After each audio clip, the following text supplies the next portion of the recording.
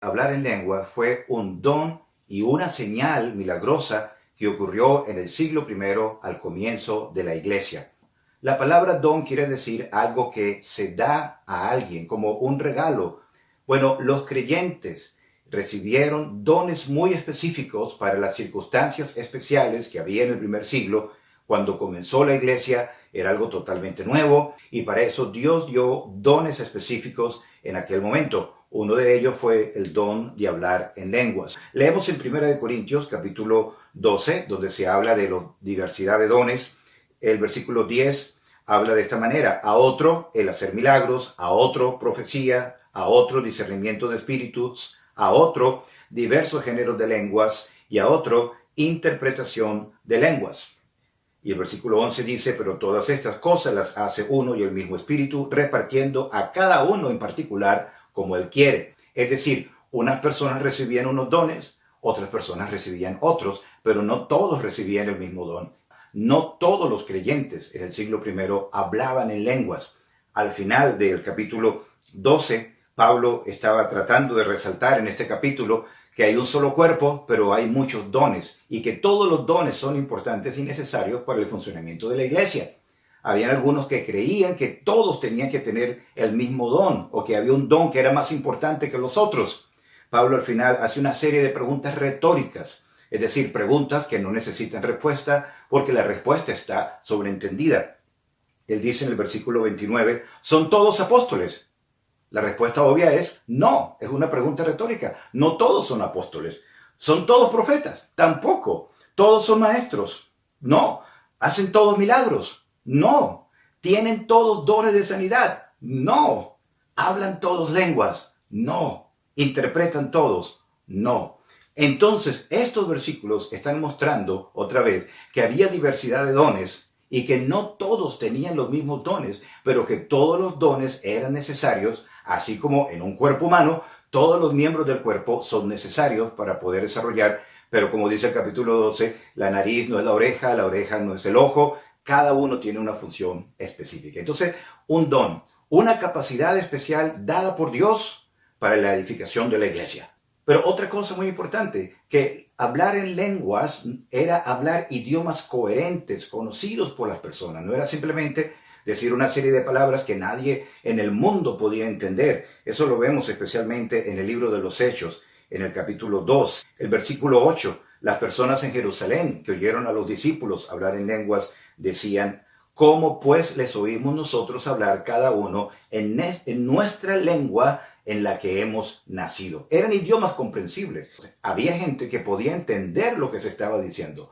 Entonces, era un don, es decir, algo que Dios había dado. No todos tenían el mismo don y no todos hablaban en lenguas, como vimos en 1 Corintios 12, y además también eran idiomas comprensibles, no eran simplemente palabras totalmente incoherentes, eran palabras, idiomas que eran entendidos por otras personas.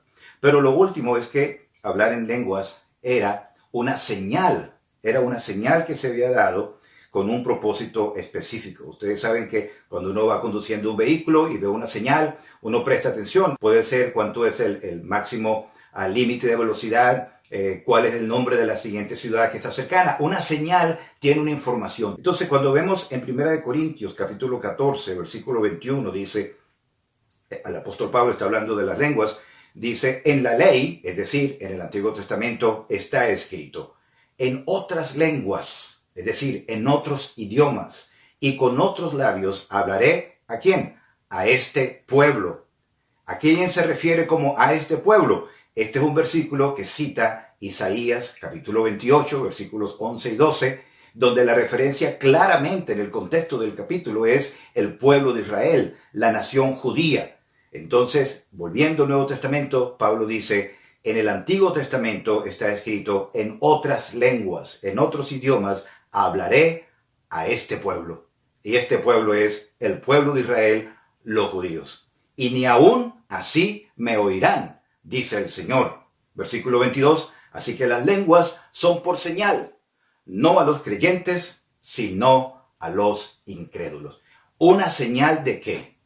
Si usted va a Isaías capítulo 28, va a ver que el profeta, por medio del Espíritu Santo, estaba hablándole a este pueblo, los judíos, acerca del juicio de Dios que iba a venir sobre ellos por haber desobedecido la palabra de Dios, por poner a un lado lo que Dios había establecido. Y de esa manera los asirios y los babilónicos iban a invadirles y los iban a llevar cautivos.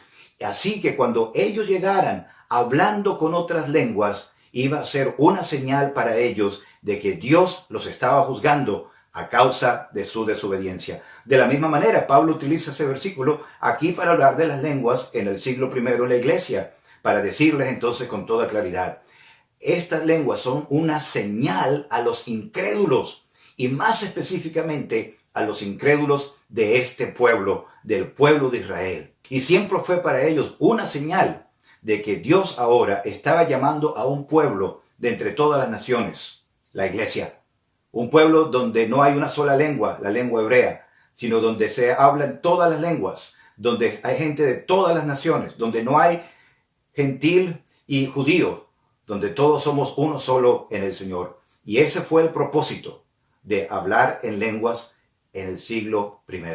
Y muchas personas preguntarán, bueno, ¿cómo sabemos que esto solo era en el siglo I y que no existe hoy en día? ¿Cuál es la base bíblica para entender esto? Bueno, esto puede ser tema de otro video. Muchas gracias.